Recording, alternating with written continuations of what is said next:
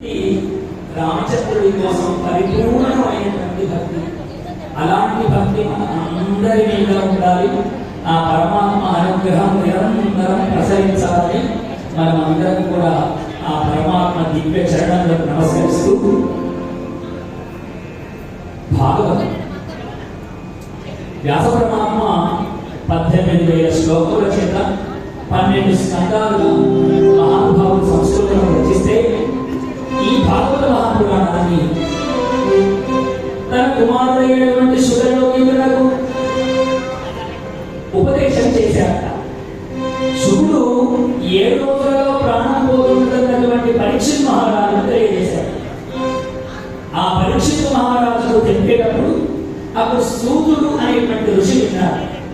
విని నైమిషారణ్య క్షేత్రమున వాళ్ళంతా తీర్థసప్రయాగం చేస్తూ ఉంటే అక్కడికి సూతుడు రాగానే మహానుభావ ఏదైనా పురాణం చెప్పవలసింది అని అడిగితే ఈ సూత మహర్షి చెబుతున్నటువంటి క్రమాన్ని మనమందరం కూడా వింటూ ఉన్నాం. మన అందరి భాగ్యము బట్టి తెలుగులో బోధనామాత్రుడు ఈ భాగవతాన్ని అర్థమైన తెలుగులో మనందరికీ అందించాడు మహానుభావుడు. ఆయన సంకల్పము, ఆయన యొక్క దివ్యమైన ఆలోచన దేనికోసమైతే భాగవతాన్ని రచించాడో దాన్ని మనం అందరం ఒకసారి గుర్తు చేసుకొని మనం కూడా భాగవతంలోకి ప్రవేశిద్దాం. శ్రీ కైవల్య పదంబు చేరుటకునై చింతించెదన్, శ్రీ కైవల్య పదంబు చేరుటకునై చింతించెదన్,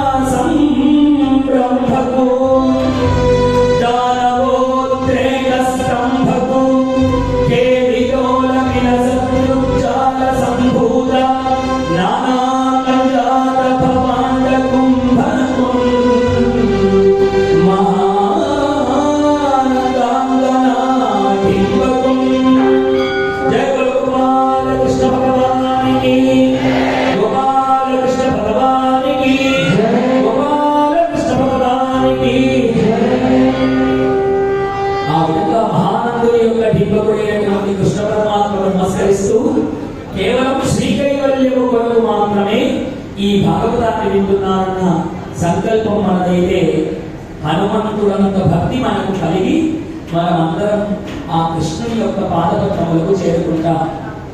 ఆ విధంగా భాగవతాన్ని వినే శక్తి నీకు, చెప్పే శక్తి నాకు పరమాత్మ అనుగ్రహించాలని కోరుతూ జయ గోపాల కృష్ణ భగవానికి.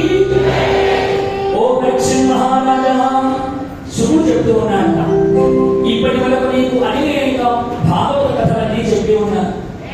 సూర్యవంశరాజుల చరిత్ర, చంద్రవంశరాజుల చరిత్ర. ధ్రువుడు చంద్రవంశానికి సంబంధించిన వాడు, సూర్యవంశము అంటే రాముడికి సంబంధించిన వంశం. ఇలా అనేక మంది రాజుల కథలు, అనేక మంది భక్తుల కథలు అన్నీ చెప్పి ఉన్నాయ్యా, ఇంకేమి చెప్పమంటావు అని అడిగితే ఇప్పుడు పరీక్షిత్ మహారాజు అడుగుతున్నాట. ఓ శుభయోగీంద్ర, ఈ సమస్తమైనటువంటి సృష్టికి మూలమైనటువంటి వాడు, విశ్వమంతా నిండి ఉన్నటువంటి వాడు ఆ పరమాత్మ యాదవతులంలో ఈ విధంగా పుట్టాడు. ఆ తత్వమంతా నాకు తెలియజేయవలసింది. ఏ లీలలో యాదవతులంలో పుట్టి చేశాడో ఆ విశేషములని నాకు సాకల్యముగా చెప్పవలసింది అని పరీక్షిత్ మహారాజు కోరాడట.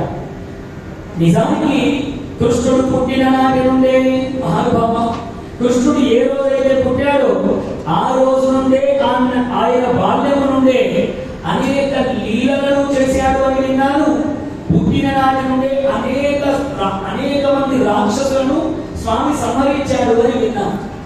ఆయన మీదకి అసలు చిన్ననాడు రాక్షసులందరూ ఎందుకు వెళ్ళారు, కృష్ణుడు అన్ని కష్టాలను ఎందుకు పడ్డాడు, ఇవన్నీ ప్రశ్నలు ఒక్కొక్కటి అడుగుతూ ఉంటే ఇంకా పరీక్షిత్ మహారాజు అన్నాక, మహానుభావ శుభయోగీంద్ర, నిజానికి కృష్ణుడి కథ అంటే ఇలా ఉంటుంది.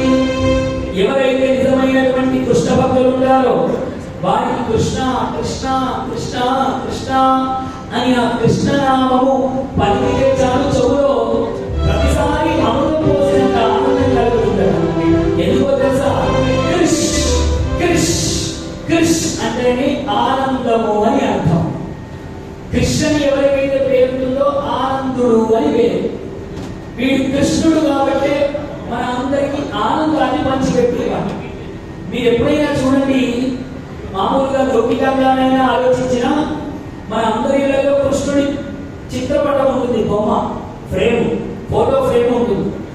ఏ ఫోటో ఫ్రేమ్లోనైనా కృష్ణుడు ఏడుస్తున్న ఫోటో ఎక్కడైనా చూశారు? కృష్ణుడు ఎక్కడ చూసినా ఈ బుగ్గలన్నీ అరవేసి బాగా నవ్వుతున్నట్టే ఫోటోలు ఉంటాయి. వాడు మురళి పట్టుకొని పక్కన రుక్మిణీదేవి ఉండనికు, ఇంకెవ్వరైనా ఉండని కాక ఆలమందలో ఉన్నా సరే నవ్వుతూనే ఉంటాడు. అందుకని వాడు కృష్ణుడు.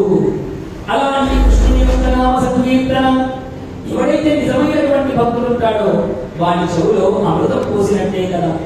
కామసుఖాలు అనుభవించడమే ధ్యేయంగా పెట్టుకున్నటువంటి మానవులు కేవలం కోరికలు తీర్చుకోవడం కొరకే ఈ మానవ జన్మ అనుకునేటువంటి వారు ఎప్పుడైతే కృష్ణ తత్వమును తెలుసుకుంటారో ఇక వారికి దేని గురించి ఆలోచన ఉండదు.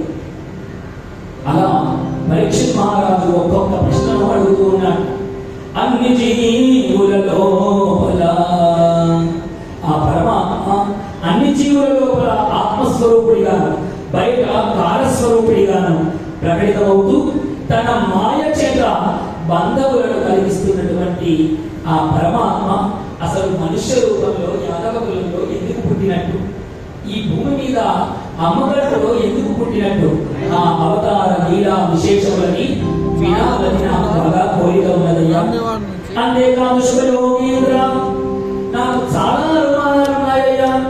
బలరాముడు రోహిణి కొడుకనే, రోహిణీ దేవి యొక్క కొడుకు అని అంటూ ఉన్నారు. కానీ బలరాముడు కూడా దేవకీ గర్భంలోనే ఉన్నాడని నేను విని ఉన్నాను. అసలు దేవకీ కొడుక, రోహిణీ దేవి యొక్క కొడుక? ఈ రోహిణి ఎవరు అంటే వసుదేవుని యొక్క ఇంకొక భార్య పేరు రోహిణి. ఈ రోహిణి కొడుక మరి ఏంటి ఇదంతా? నాకు చాలా చిత్ర విచిత్రంగా ఉన్నదయ్యా అని అడుగుతూ ఉంటే అప్పుడు పరమాత్మ గురించి చెప్పాలని శుభయోగీంద్రుడు సిద్ధపడుతూ ఉన్నాడు. ఇంకా అనుమానాలు కలుగుతూ ఉన్నాయి. ఏం అనుమానాలు కలుగుతూ ఉన్నాయి? అయ్యా, పరమాత్మ నిజంగా పుట్టదలుచుకుంటే ఎక్కడో ఏ పంగళాలలో ఎక్కడో పుట్టాలి, కానీ చెరసాలలో పుట్టాడని విన్నాను. జైల్లో పుట్టవలసినటువంటి ఆలస్యము వాడికి ఎందుకు కలిగిందయ్యా అని అడిగాట. అడిగి కృష్ణుడు మేనమామల ముద్దుల మేనల్లుడు. మేనమామ అంటే ఎవరికైనా ఎంత ప్రేమ ఉంటుంది అంటే, మేనమామలకు తన అల్లుళ్ళ మీద ఎంత ప్రేమ ఉంటుంది అంటే, చూడండి, మనం అమ్మను మా అని పిలుస్తాం.